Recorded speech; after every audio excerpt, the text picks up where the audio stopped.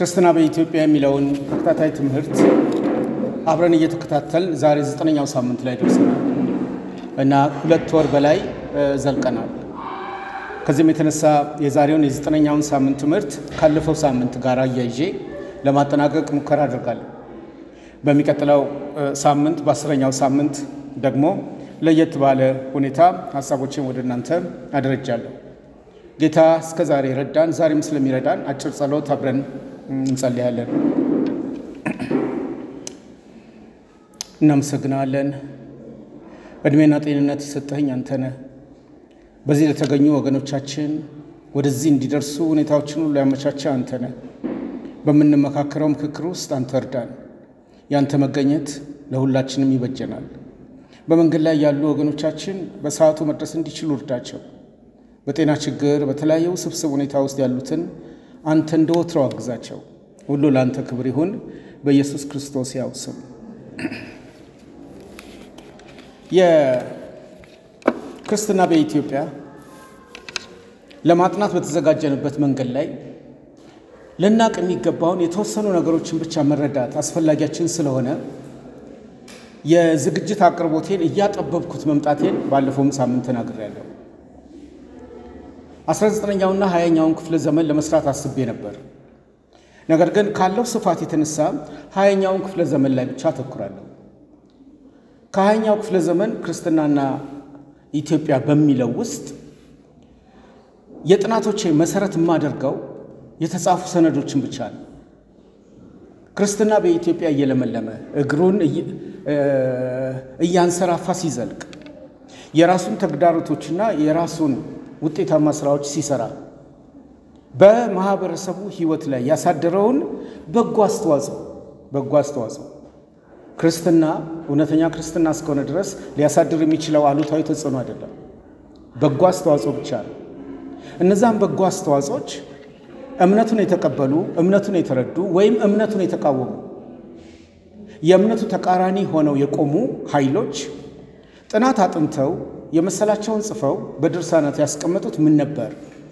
ከ1901 እስከ 1999 ወይም እስከ 2000 ዓመተ ምህረት ድረስ ይሄ ሂደት በተጻፈ ሰነድ ውስጥ እንዴት ነው የተገለጠው?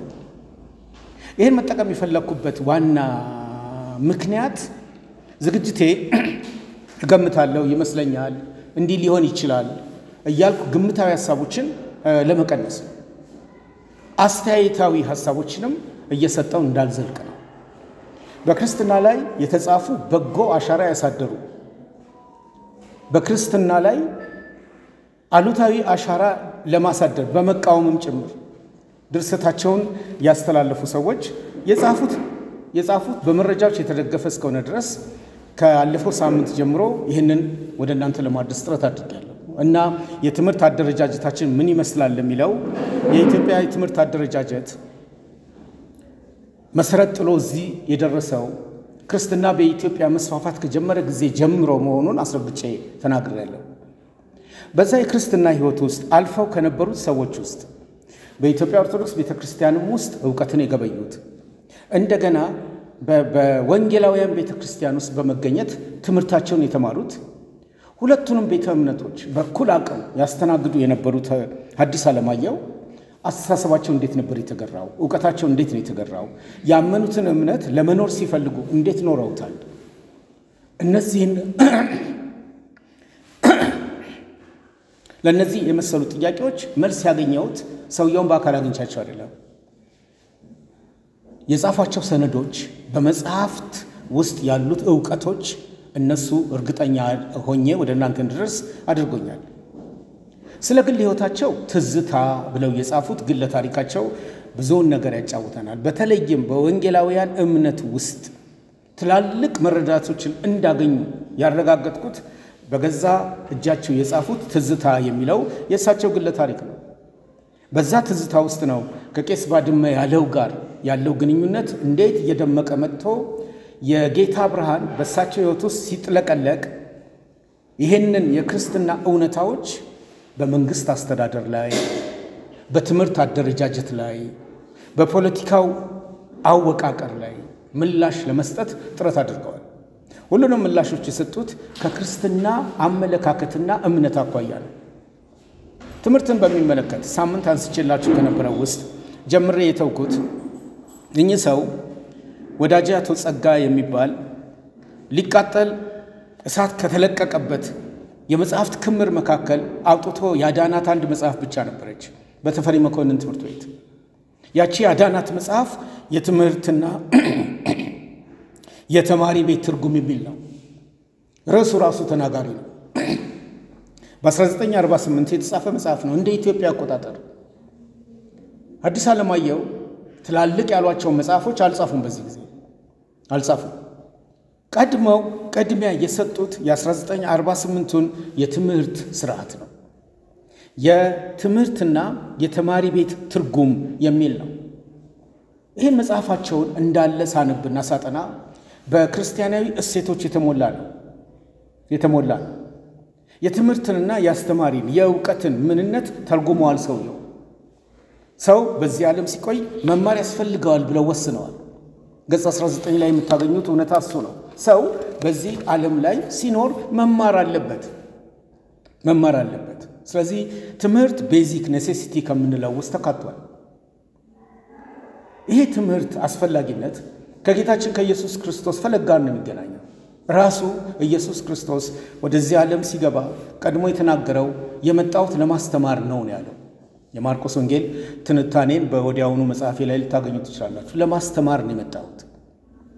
ይሄ አቅም በእኚህ ሰው ውስጥ ተገልጾ በመጽሐፋቸው ሰው የመመራመር ችሎታ ተሰጥቶት የተፈጠረ ነው ይላሉ። ገጽ 25 ላይ በእግዚአብሔር አምሳል የተፈጠረው ሰው ከውሻና ከዶሮ የሚለየው በአንድ ጉዳይ ነው። ያም ደግሞ የመመራመር ችሎታ ተሰጥቶት የተፈጠረ ነው። መመራመር በማሰብ ውስጥ ያለ ጥልቅ ግንዛቤ ነው። ምርምር ሰውን ሰው የሚያደርገው የሚኖርበት ማህበርና በዙሪያው የከበበው ዓለም ነው ይላሉ። ገጽ 71 በታሪክ ሂደት ውስጥ በተለይም ከ1950 በኋላ ወንጌላዊው ክርስትና ከማህበረሰቡ ለመገንጠል ጥረት አድርጓል። የፎረሽንበት ታሪካችን ነው። በ1948 ግን እኚህ ሰው ሲናገሩ የነበረው ሰውን ሰው የሚያደርገው የሚኖርበት ማህበርና በዙሪያው የከበበው ዓለም ነው የሚል ነው። ገጽ 71 ላይ ነው የምታገኙት። ሰው በሚኖርበት ማህበርና ዙሪያውን የከበበው ዓለም ከእግዚአብሔር ቀጥሎ ሁለተኛ ፈጣሪዎቹ ናቸው ሲሉ አዲስ ዓለማየሁ ገብቷቸው ነው። የፈጣሪን አቅም ሰጥተው እንዳልሆነ ለእናንተ ግር የሚያሰኝ ነገር አይደለም። ከእግዚአብሔር ግን ቀጥሎ ሁለተኛ ፈጣሪ የሚባሉ ይኑሩ ከተባለ ማህበሩና ዙሪያውን የከበበው ዓለም ግን እያንዳንዱን የሰው ልጅ እንደገና ሊፈጥረው ይችላል። ገጽ 71 ላይ ይሄን ይላል። ተማሪ ቤት የእውቀት ገበያ ነው። ገጽ 92 የእውቀት ገበያ የምንሸምትበት ማዕከል። የእውቀት ገበያ ከሆነ ሁሉ ነገር ይቀርባል። በዛ በቀረበው ውስጥ እንደ ቡፌ መርጠን አይተን አስተውለን ልንወስደው የሚገባውን ነገር የምናገኝበት ማዕከል ነው ማለታቸው ነው። ተማሪ ቤት ባይኖር የሰው ግዛቱ ከመሬት አልፎ በባህር በአየር ለመስፋፋት ባልቻለ ነበር። ዛሬ ሰማያትን ሰንጥቀን ወደ ላይ ለመውጣት የጣርንበት አቅም የተገኘበት ዋነኛ ጉዳይ የተማሪ ቤት መኖር ነው የሚሉት ልክ ናቸው። ገጽ 94 ላይ እነዚህን ለትምህርት የሰጡትን ትርጓሜ ሳነሳ ነው አሁን ያስተዋወቅኳቸው። ይሄ ግንዛቤ በክርስትና አብሮት ውስጥ የሌሉ ሰዎች ያመጡት አይደለም። ስለ ትምህርት እነ ፕላቶ እና አርስጣጣሊስ ተናግረዋል። የተናገሩበት አካሄድ ሰውንና ህብረተሰቡን ነጣጥሎ ባሰበ እይታ ነው። የኚህ ሰው ግን ትምህርትና ሰውነትን አንድ ላይ አጣጥመው ነው ያስቀመጡት። ስለ ትምህርት በተጨማሪ ሲናገሩ ተማረ የሚለው ፍቹ ምንድነው የሚለውን ይነግሩናል። ተማረች ለሚለው ትክክለኛው ትርጉም ሰው የማያውቀውን እንግዳ ነገር በሰው ወይ በመጽሐፍ ወይ በሌላ አማካኝነት ሲያውቅ ተማረ ይባላል ይላል። አማራጮችን አስቀምጠውልናል። ይሄ ገና ስራቸውን ሲጀምሩ ገጽ 11 ላይ የምታገኙት ነው። ይህ የትምህርት አካሄድ ደግሞ ከ3 ማዕከላት ይቀዳል ነው ያሉት። ከ3 ማዕከላት ይቀዳል። የመጀመሪያው የቤተሰብ ትምህርት፣ ሁለተኛው የተማሪ ቤት ትምህርት፣ ሶስተኛው የማህበር ትምህርት ይባላል ነው የሚሉት። አሰያየማቸውም ጥሩ ነው ብዬ አስባለሁ። የትምህርትና የተማሪ ቤት ትርጉም መጽሐፉ ውጤታማ ማህበረሰብና ጠንካራ ሀገር ከወዲሁ ይታወቃል ነው የሚለው። ወደፊት ተስፋ ያላት ሀገርና ውጤታማ የሆነች ሀገር ባካሄዷ ከወዲሁ ማወቅ ይቻላል ብሎ ያረጋግጣል። ውጤታማ ማህበረሰብና ጠንካራ ሀገር ከወዲሁ ይታወቃል። በትምህርት ስራ ላይ በአዲስ ዓለማየሁ እምነት ቤተሰብ ወሳኝ ነው። ብዙዎች ዕውቀትን በአቋራጭ መንገድ ከትምህርት ቤት እንደሚያገኙ በማሰብ በ1948 የነበረው ግንዛቤ ዘንድሮም ይደገማል። በአንዳንድ ወላጆች ዘንድ ይህም ነገር አለ። ያኔም እንደነበረ ያሳየናል። ብዙዎች ዕውቀትን በአቋራጭ መንገድ ከትምህርት ቤት እንደሚያገኙ በማሰብ በቅርባቸው ያለውን የገዛ ኃላፊነታቸውን በመተው ተማሪ ቤት የሚገባበትን ቀን ይጠባበቃሉ ነው ያሉት። በ1948 በታተመው ሰነዳቸው ስለ ትምህርት ቤት ወላጆች ያላቸው ግንዛቤ ልጅ ተማሪ ቤት የሚገባበትን ቀን አድፍቶ መጠበቅ ነው የሚሉት። ግን ለካስ ትምህርት ገና ከቤተሰብ ቀድሞ ጀምሯል። ከጽንሰት እስከ ውልደት ባለው ታሪክ ውስጥ በቤተሰብ ውስጥ ያሉ ልጆች ትምህርትን የሚገበዩት ከቤተሰባቸው መሆኑን ማህበረሰቡ እንዳላስተዋለ ይጠቁማሉ እና ወደ መስመር እንዲገባ ልከኛውን ያሳያሉ። በአዲስ አነጋገር ይህ ግን ልከኛው መመዘኛ አይደለም። የውጤታማነት ጅማሩን በማግኘት መሰረት የሚጣለው ከሕፃንነት ጀምሮ ነው። ያም በቀዳሚነት የልጅ ቀራቢ የሆኑትን ወላጆች በቀጥታ ይመለከታል። የወለዱ ልጆቻቸው ተገቢ በሆነው ስብዕና ይቀረጹ ዘንድ ራሳቸው ወላጆች በአግባቡ መቀረጻቸውን እያስተዋሉ፣ አሁን እዚህ ጋር ማስመር ይኖርብናል። ራሳቸው ወላጆች በአግባቡ መቀረጻቸውን እያስተዋሉ፣ ጤናማ መሆናቸውን እያስተዋሉ ወደ ልጆቻቸው የቀረጻ ስራ መስራት አለባቸው ይላሉ። የሚገርመው ይሄ እይታቸው ከዘዳግም ምዕራፍ 6 ከቁጥር 5 እስከ 7 ባለው ጋር መቆራኘቱ ነው። ዘዳግም ምዕራፍ 6 ከቁጥር 5 እስከ 7 የሚለው አንተም የቤተሰብ ኃላፊው ነው። አምላክን እግዚአብሔርን በፍጹም ልብ፣ በፍጹም ነፍስ፣ በፍጹም ኃይል ውደድ። እኔም ዛሬ አንተን ማዘውን ይህንን ቃል በልብህ ያዝ፣ ለልጆች አስተምረው። በቤትህም ስትቀመጥ፣ በመንገድም ስትሄድ፣ ስተኛም ስትነሳም ተጫወተው። ይህንን እንደ ትልቅ መርህ አድርገው የተጠቀሙ ሰው ናቸው። የተማሪ ቤት ትርጉም፣ የትምህርትና የተማሪ ቤት ትርጉም የሚገርመው ሐዲስ ዓለማየሁ የሕፃን አእምሮ ለህንፃ ወይም ሊቀረጽ እንደተሰናዳ እርጥብ ጭቃ ነው ይላሉ። እንደተሰናዳ እርጥብ ጭቃ ነው። እርጥብ ጭቃ በመልካም ሁኔታ በመጥፎ አኳኋን እንዳነጹት ወይም እንደቀረጹት ይታነጻል፣ ይቀረጻል። እንዲህ ያለውን ህንፃ ወይም ቅርጽ ካልደረቀ ከመጥፎ ወደ መልካም እንደገና ተለውጦ ሊታነጽና ሊቀረጽ ይችላል። ከደረቀ በኋላ ግን ካልተሰበረ ሊለወጥ አይችልም። የሕፃን አእምሮ በእርጥብነቱ በመልካምም ሆነ በመጥፎ አኳኋን እንደቀረጹት ይቀረጻል። ስለዚህ የቤተሰብ ትምህርት ከሌላው ትምህርት ሁሉ ቀዳሚ ነው ይላል። በዓለም ላይ ያሉ ባፕቲስት ቤተክርስቲያናት ይሄ ነው እምነታቸው። በዓለም ላይ ያሉ ሌሎች ወንጌላውያን ምንድነው የሚያስቡት? በኢትዮጵያ ያሉ እንደ ቃለ ሕይወት፣ እንደ መሰረተ ክርስቶስ፣ እንደ መካነ ኢየሱስ፣ ሌሎች በመስመሩ ላይ ያሉ ትላልቅ ቤተ እምነቶች ምንድነው የሚያስቡት የሚለውን ሊገታልን ቅርጽ ሊያስይዝልን ከሚችለው ነገር ውስጥ አንዱ ይሄ የእሳቸው ጉዳይ ነው። የቤተሰብ ትምህርት ከሌላው ትምህርት ሁሉ ቀዳሚ በመሆን መስራች ነው። ገጽ 26 ላይ እናም ሕፃናት ወደ ተማሪ ቤት ከመምጣታቸው በፊት ቤተሰብ ያለበትን ኃላፊነት ያሳውቃሉ። ይህን ተቋም አዲስ ሲገልጡት፣ ይህን የትምህርት ቤት ተቋም አዲስ ሲገልጡት ማህበሩ የራሱን ደህንነት ዓላማ በማድረግ በአሰናዳዊ ትምህርት ፕሮግራም እያንዳንዱ ተማሪም የራሱን ኑሮ ለማሻሻል በሚማረው ትምህርት እርስ በርሳቸው ይጠቃቀማሉ። ነገር ግን ማህበሩ ከዚህ የዘረዘራቸውንና እነሱንም የመሳሰሉት የትምህርት ፕሮግራም ሲያሰናዳ ለታሪኩ፣ ለባህሉ፣ ለስርዓቱ፣ ለልማዱና ለኑሮው እንደሚስማማ አድርጎ ስለሚያሰናዳ ተማሪዎች ለማህበሩ ታሪክ፣ ባህል፣ ስርዓት፣ ልማድና ኑሮ ተስማምቶ የመኖር አቅምን ያዳብራሉ ነው የሚለው የተጣጣመ የትምህርት ፕሮግራም ገጽ 58 ላይ። ከዛ በመጨረሻ ተማሪነት ቤተሰብን ያማከለ ትምህርት ቤትን ያማከለ ህይወት ብቻ ሳይሆን በአቻነት ህብረተሰቡ በራሱ ዕውቀትና ትምህርት ራሱ ህብረተሰቡ ዕውቀትና ትምህርት መሆኑን ማረጋገጥ ነው ይላሉ። ትምህርት ህብረተሰቡ ውስጥ፣ ዕውቀት ህብረተሰቡ ውስጥ።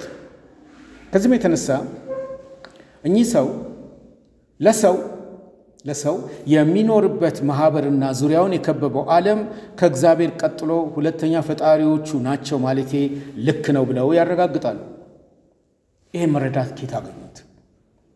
አጥልቆ ሐሳቢነታቸው በአብነት ትምህርት ቤት ውስጥ የማለፋቸው አቅም ነው። አጥልቆ ሐሳቢነታቸው በስዊዲሽ ሚሽን ኢቫንጀሊካል ውስጥ በተማሪነትም በአስተማሪነትም መዝለቃቸው ነው። ይሄን አቅም ያገኙት በአውሮፓ ባላቸው ጉብኝትና የመንግስት የሥራ ኃላፊነት በጣሊያንም በነበሩበት የግዞተኝነት ህይወት ያገኙትን አቅም ነው እዚህ ላይ ያስተዋወቁን። በሁሉ አቅሞች ውስጥ ግን ዋቢ የተጠራው ክርስትና ነው። ክርስትና የሰውን ህይወት ይለውጣል። ክርስትና አቅጣጫ ያስቀይራል። ክርስትና በጎ የሆነውን ተጽዕኖ ለማምጣት አቅም ይፈጥራል። አቅም ከፈጠረ እኚህ ሰው የ20ኛው ክፍለ ዘመን ሰው ናቸው።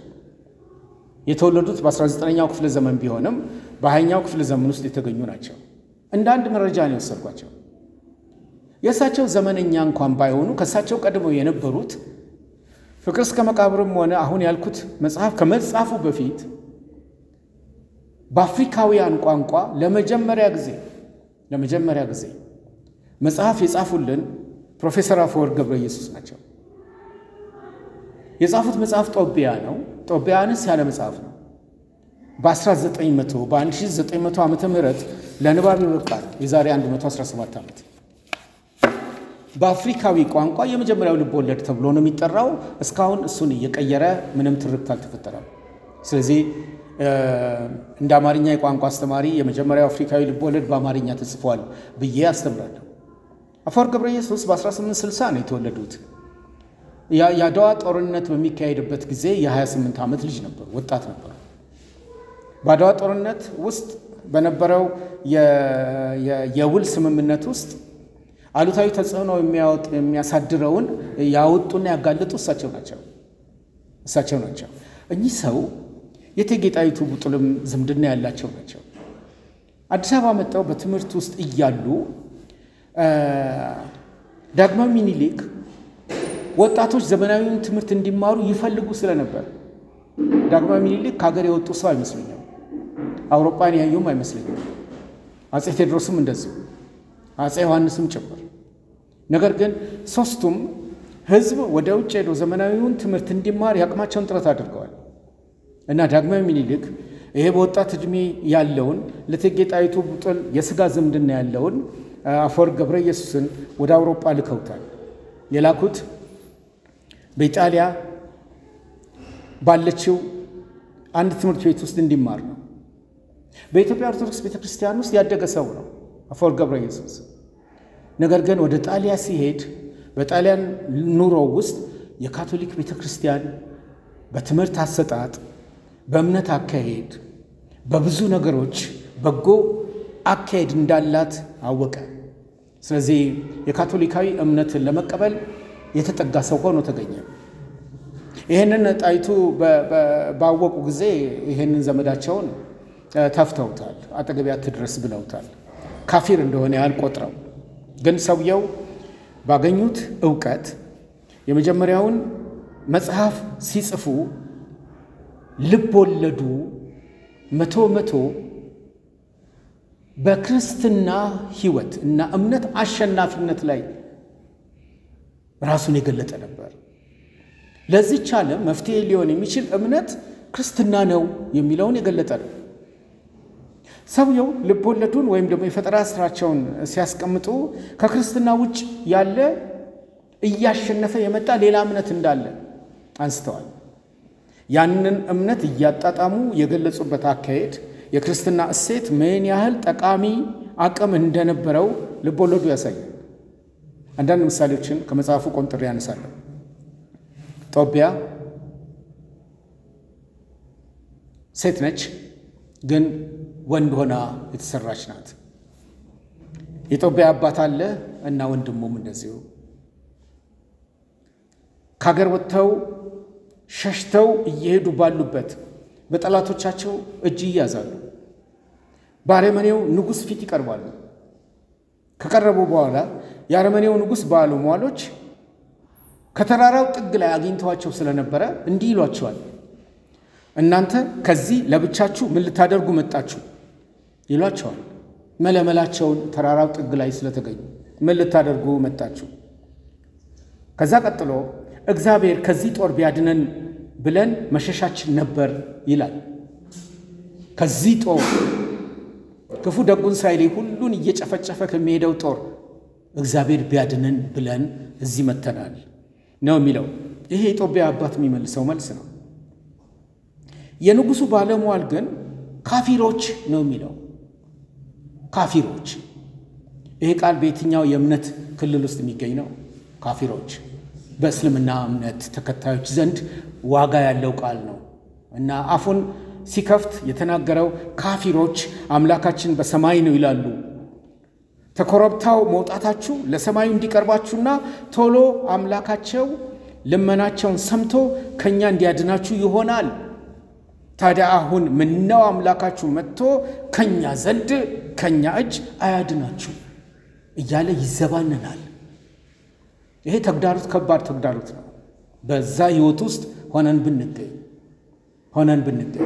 በተራራው ጥግ ተገኝታችኋል፣ ለእግዚአብሔር የቀረባችሁ መስሏችሁ ነው፣ ይሄው እጃችን ላይ ጥሏቸዋል።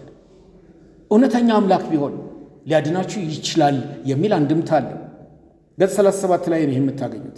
የጦቢያ አባት ግን ያለው እንደዚህ ነው። አንተ የምትሳለቅበት የክርስቲያን አምላክ መዓቱን ለማውረድ የተራራ ቅርበት፣ የጎሞራው አቅላጭነት፣ የበረዶው ቀዝቃዛነትና ብርታት፣ የሜዳው ርቀት፣ የአየሩ ምጥቀት፣ የውቅያኖሱ ጥልቀት፣ የጨለማው ጥቁረት፣ የወጀቡ ግነት አያሰናክለው። ልዑል የሆነው እግዚአብሔር የተገለጠበትን የጦቢያ አባት የተረዳውን የክርስትና አስተምሮ የተረዳውን እግዚአብሔር ተኮር አስተምሮ እየተናገረ ነው። ይሄ በተራ እውቀት ወደ ሰው የሚሰርጽ አይደለም። ለሰውየው የሚመልስለት መልስ ነው። የጨለማው ጥቁረት የወጀቡ ግነት አያሰናክለውም። ሁሉ ለእርሱ አንድ ነው። ይህ ሁሉ በአንድ ቃል ይቆማል፣ ይሰራል፣ ያፈርሳል፣ እንዳልነበረ ይሆናል። በእርሱ ፊት ሁሉም አንድ ነው አለ። ይህ ምላሽ እንደ ክርስትና መልህቅ የክርስትናን እውነታ ከመረዳት ጋር የተጣጣመ ነው። ጦቢያ ለ100 ዓመታት በሌሎች ቋንቋዎችም እየተተረጎመ በኢትዮጵያ ማህበረሰብ ላለፉት 117 ዓመታት እየተነበበ ያለ መጽሐፍ ነው። በአዲስ አበባ ዩኒቨርሲቲ አብረን እንማር የነበረ መሐመድ አብዱልአዚዝ ካልተሳሳትኩ ይሄን መጽሐፍ የእስልምና ተቃዋሚ በሚል ትልቅ መጽሐፍ ጽፎበታል። ለማንኛውም የክርስትና አቅም በጦቢያ መጽሐፍ ውስጥ በዚህ አይነት መንገድ እየተገለጠ አለ።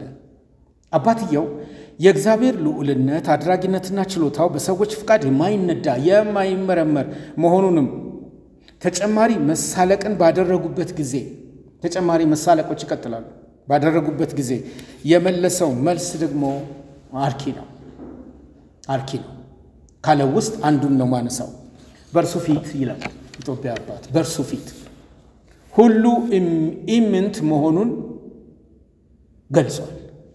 እንዲህ በማለት ለእርሱ ኃይለኛው፣ ደፋሩ፣ ፈሪው፣ ደሃው፣ ሀብታሙ፣ ገዢው፣ ተገዢው ሁሉም አንድ ነው።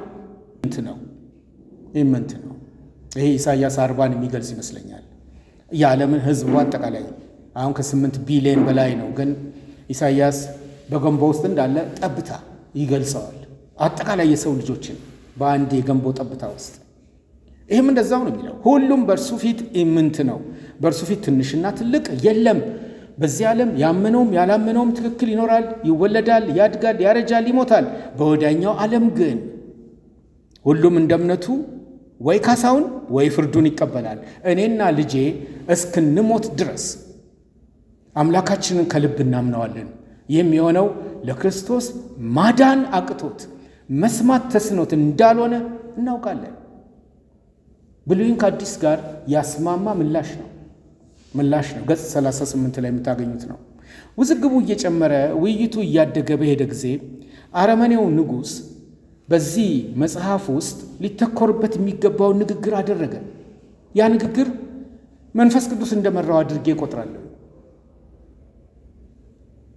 ንጉሡ አላህ እንዳወቀ አሁን ካፊሮች ብለው ያሉት ሙስሊሞች ሊሆኑ ይችላሉ ብሎኛል ቅድም ጣሰው። አሁን ግልጽ በሆነ አነጋገር አላህ እንዳወቀ ዓለምን ሁሉ ፈጠረ። አላህ እንዳወቀ ደግሞ ፍጥረቱን ሁሉ እንደ ሃይማኖቱ ያሳድረዋል። አላህ እንዳወቀ ሁሉን እንደ ቋንቋው ይሰማዋል፣ እንደ ምግባሩ ያጸድቀዋል፣ ይኮንነዋል። አሁንም የሰው ሃይማኖት አታብጠልጥል። አላህ ብቻ ነው የእውነተኛውን ሃይማኖት የሚያውቀው። ይህንን ለጦቢያ አባት አይደለም እየተናገረ ያለው፣ ይሳለቅበት ለነበረው የእርሱ ተወካይ ለሆነው ሰው ነው። በክርስትናና በጦቢያ ላይ ይሳለቅ ለነበረው መልሶ ነው ንጉሡ እየተናገረ ያለው። ምን ይለዋል? አላህ ብቻ ነው የእውነተኛውን ሃይማኖት የሚያውቀው። አላህ ብቻ ነው ሁሉን የሚገመግመው።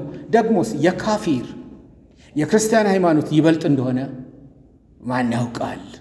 ነው ያለው። ይበልጥ እንደሆነ ማን ያውቃል? ከ117 ዓመት በፊት እንደዚህ ሚዛናዊ የሆነ ግንዛቤና አስተሳሰብ በሰዎች አንደበት እንዲገለጥ አድርገው ፕሮፌሰር አፈወርቅ ገብረ ኢየሱስ ይህን መጽሐፍ ለእኛ ችረዋል። ይህንን ገጽ 39 ላይ ነው የምታገኙት። የመጽሐፉ ገጾች በአጠቃላይ የክርስትና እሴት አሸናፊነት እንዳለው ይገልጻል። ፍቅር ወይም የመስቀሉ ሥራ ወሳኝ መሆኑን ያመለክታል። የትኛውም ሃይማኖት ተከታይ መለያው በእግዚአብሔር ፍቃድ በተገለጸው ፍጹም አምላክ ፍጹም ሰው ከሆነው ጋር እንዲያያዝ ያስረዳል። በዚህ ታሪክ እንግዲህ ክርስቲያኖች የንባብ ባህላቸውን እንዲያዳብሩ እንዲሁም ዘላቂ ሥራ መስራት እንዲችሉ መጽሐፍትንም መመርመር እንዲችሉ የዛሬ ጠዋት ደግሞ ዝግጅቴ ያግዛል ብዬ አስባለሁ። ይሄን መጽሐፍ አለ እንዴ? የክርስትና ሽታ ያለው ከ117 ዓመት በፊት ተጽፎ ያለ ሰነድ ካለ ልተዋወቀው ይገባል የሚል አቅምን ይፈጥረልናል። ይሄ ንጉሥ ከጦቢያ አባት ምስክርነት የተነሳ ወደ ክርስትና ይመጣል። አዋጅ አውጃል በመላው ሀገር። አዋጁ ውስጥ የሚነሱትን ነጥቦች ብቻ እንድታስቡልኝ ነው ፈልገው።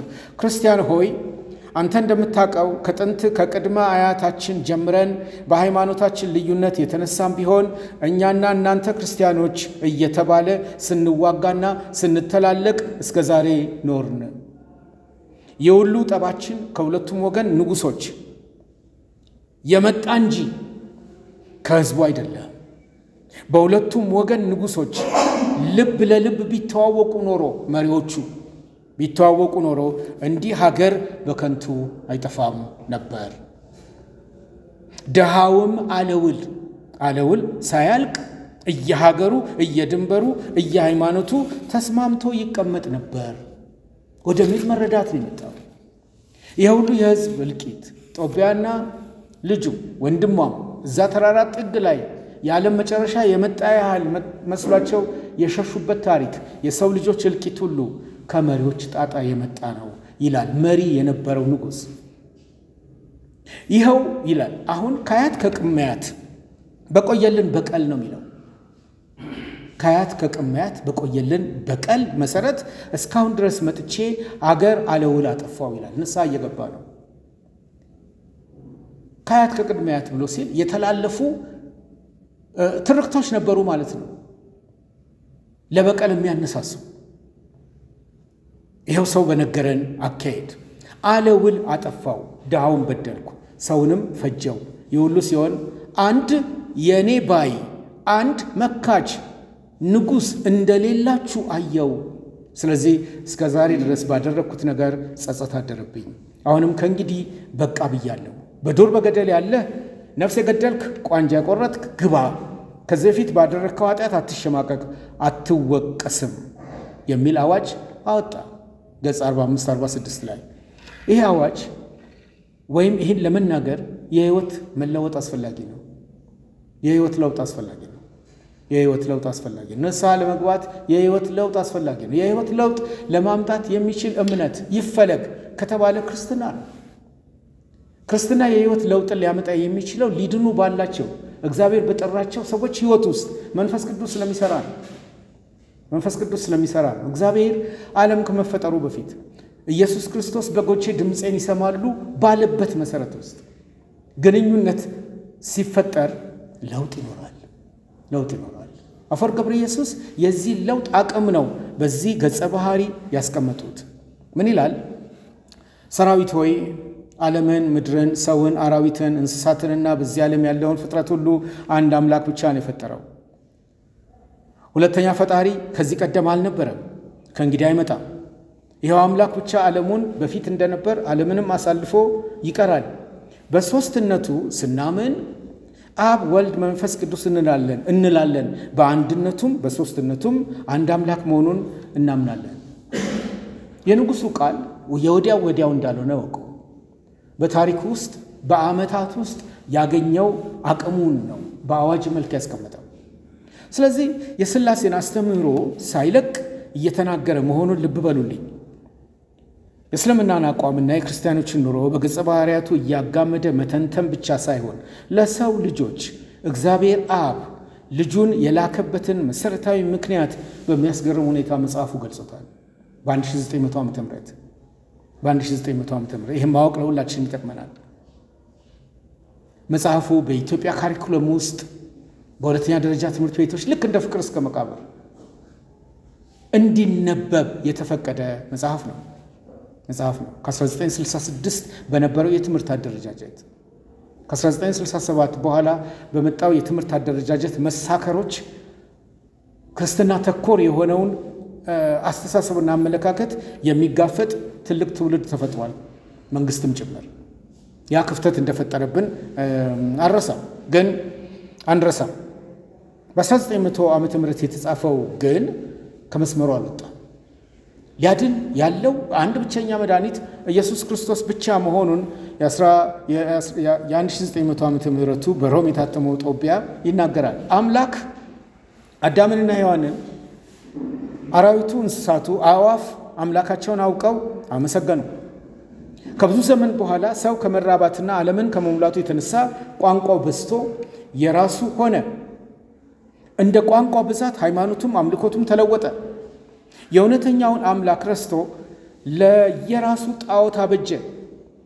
በዚህን ጊዜ እግዚአብሔር አብ አንድ ልጁን ሂድ ብሎ ወደ ምድር ላከው።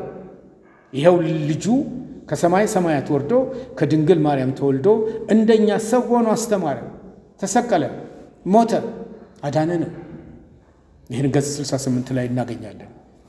የቅደም ተከተሉና የሐሳቡ አደረጃጀት አነስ ባለው መጽሐፍ ውስጥ በሚያስገርም ሁኔታ ተቀምጧል። መጽሐፍት ትረካውን ከመግለጽ ባሻገር የይዘት አቅሙን ከሐዋርያት ትምህርት ጋር ነው ያጣጣመው። የሐዋርያት ሥራ ምዕራፍ 4 ቁጥር 12 ላይ ካየን የዛን ጊዜ ክርስቲያኖች በሐዋርያት ትምህርት ይተጉ ነበር። በዚህ ውስጥ የምናየውም አካሄድ ተመሳሳይነት ኖሮት ነው የምናገኘው። በዚህ ገለጻ ውስጥ እንግዲህ ይሄንን ነገር ሲያብራራ የእርሱ ተማሪዎች ይላል ሐዋርያት የእርሱ ቃል እንዳስተማራቸው እየዞሩ አስተማሩ። እነሱ በደረሱበት ሀገር ወይም ቃላቸውን የሰማ ብርሃን ወጣለት፣ አመነ፣ የኢየሱስ ክርስቶስን ቃል አወቀ፣ ክርስቲያን ሆነ፣ ተጠመቀ። የሐዋርያትን ቃል ያልሰማ እስከ ዛሬ ድረስ በጣዖት፣ በአጋንንት፣ በዛፍ፣ በገደል ያመልካል እስካሁን። እኔም ከአያት ከቅድመ አያቴ በቆየኝ ድንቁርና ለጣዖት ሰግድ ነበር። አሁን ግን የክርስቶስ ወገን ሆንኩ። እኔን የወደድክ እንደኔ ተጣመቅ፣ እኔን ያልወደድክ ተለይ። ክርስቲያን መሆን የወደድክ ወደ ቀኝ፣ እንደ ጥንት መኖር ያለብህ ወደ ግራ ስፈር ነው የሚለው ገጽ 68 ላይ። እነዚህ ገለጣዎች አሉታዊ ተጽዕኖ የሚያደርስ የሚመስል ግንዛቤ በውስጡ ያላቸው ይመስላል። ቢሆንም ግን የክርስትና አንድምታ በትምህርት ስርዓት ውስጥ ራሱን ሲገልጥ ማዕከል ያደረገው ጌታችን ኢየሱስ ክርስቶስን ትምህርቱን፣ አደራረጉን፣ ሕይወቱን እንደነበር በውል ማወቅ አስፈላጊያችን ነው። ከዚህ ለጥቄ ላመጣላችሁ የማስበው የአንድ ሰውን ታሪክ ነው። የአንድን ሰው ታሪክ ማስተዋወቅ ነው። ያ ሰው አለቃ ታየ ገብረ ማርያም ይባላሉ። በ1853 ነው የተወለዱት። በ1916 ነው ከዚህ ዓለም የወጡት።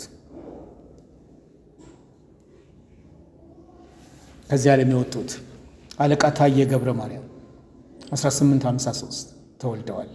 በ1916 ሞተዋል፣ አርፈዋል። ቅድም ያነሳውላችሁ ሰዎች ከየትኛው ማህበረሰብ እንደወጡ በትምህርት ያስተዋውቃለሁ። ቄስ ባድማ ያለውን ሳነሳ፣ አዲስ ዓለማየሁንም ሳነሳ፣ ፕሮፌሰር አፈወርቅ ገብረ ኢየሱስንም ሳነሳ በኢትዮጵያ ማህበረሰብ ውስጥ ከየት በቅለው ምን ተምረው የት እንደደረሱ።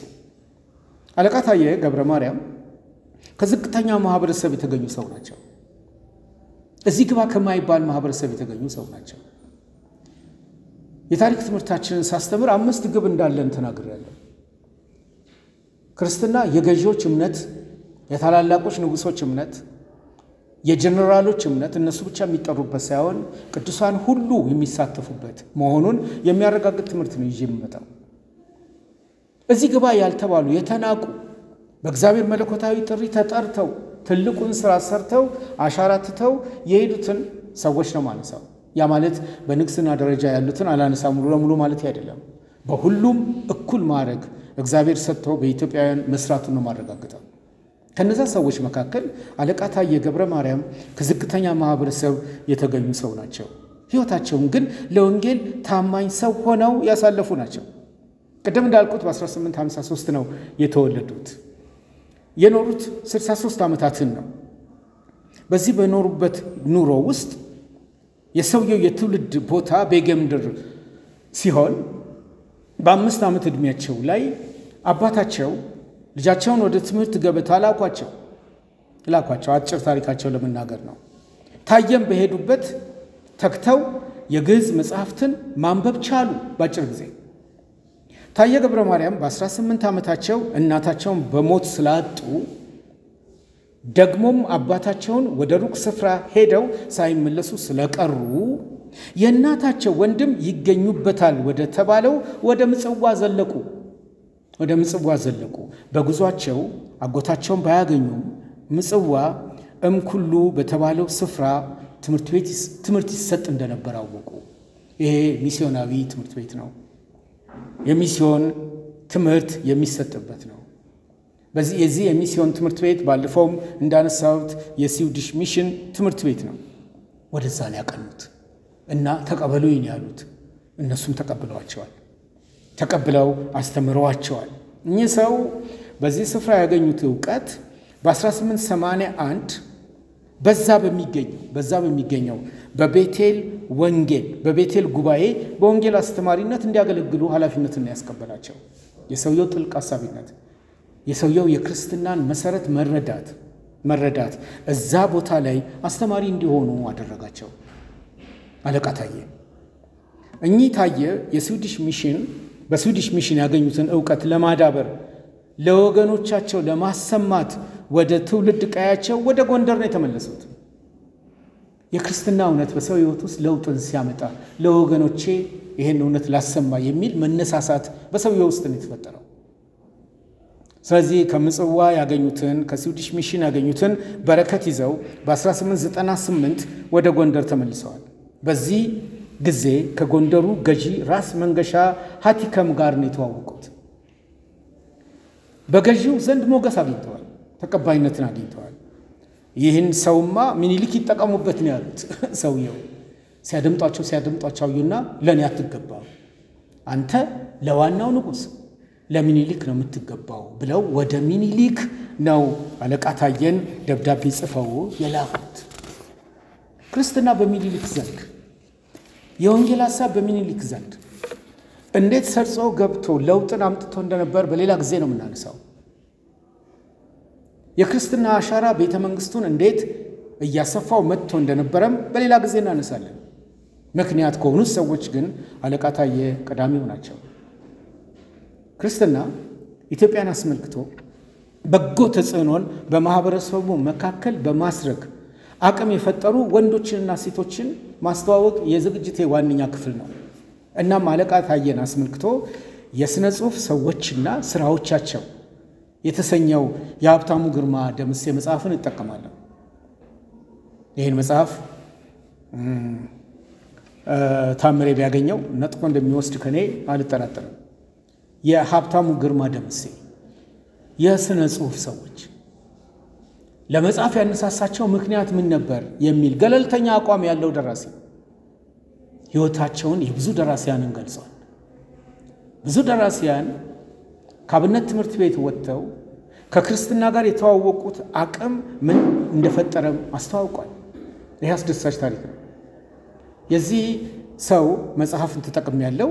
ሌላው የሰለሞን ጥላሁንን ደማቆቹ የሚለውን መጽሐፍ ነው የተጠቀምኩት። በ2000 ዓመተ ምህረት ነው የተመረቀው። ሰለሞን ጥላሁን ጓደኛዬ ነው። ሰለሞን ጥላሁን በቤዛ ባፕቲስት ስለ መስቀሉ የዛሬ 22 ዓመት አካባቢ ሰብኳል። አሁን በቅርብ ወደ ጌታ ሄዷል። እሱ የጻፈው መጽሐፍ አስገራሚ መጽሐፍ ነው። አስታውሳለሁ። እኔም አሻግሬም አድማሱም ጊዮን ተገኝተን መጽሐፉን መርቀናል። ዋጋ ሰጥቼ ያነበብኩት ያጠናሁት ግን አሁን ነው። ደማቆቹ የሰለሞን ጥላሁን መጽሐፍ ለዚህ ዝግጅቴ እንደ አንድ መረጃ አድርጌዋለሁ። የቤተ ክርስቲያን ታሪክ ከዓለም እስከ ኢትዮጵያ የሚልም በጣም ጥሩ ጥናታዊ መጽሐፍ አግኝቻለሁ። እሱንም ተጠቅሜያለሁ። ዘ ብላክ ላይንስ የሚለውንም መጽሐፍ ተጠቅሜያለሁ። እንግሊዘኛውንም እንደገና ጥቋቁር አናብስት ተብሎ የተተረጎመው ስለ አለቃ ታየ የጻፉትን አጣጥሜ ነው አሁን ለእናንተ ለማሳየት ስሞክር ያለኝ አማራጭ ከሰዓት ጋር መታገል ነው። ሰዓቱ ተጠናቋል። አሁን ተጠናቋል። ስለዚህ ጥቂት ደቂቃዎችን ለውይይት ሰጥቼ በመጪው ሳምንት የአለቃ ታየን የተሟላ ነገር ወደ እናንተ ማድረስ ሳይሻለኝ አይቀርም። አለቃ ታየ የሰሯቸውን ስራዎች፣ በሞቱ ጊዜ እህታቸው የገጠመችው ግጥም፣ ህብረተሰቡ ስለሳቸው ይል የነበረውን እሳቸውን አሳደው የነበሩ በክርስትና ምክንያት እነማን እንደነበሩ በመጪው ሳምንት ያነሳላቸዋል።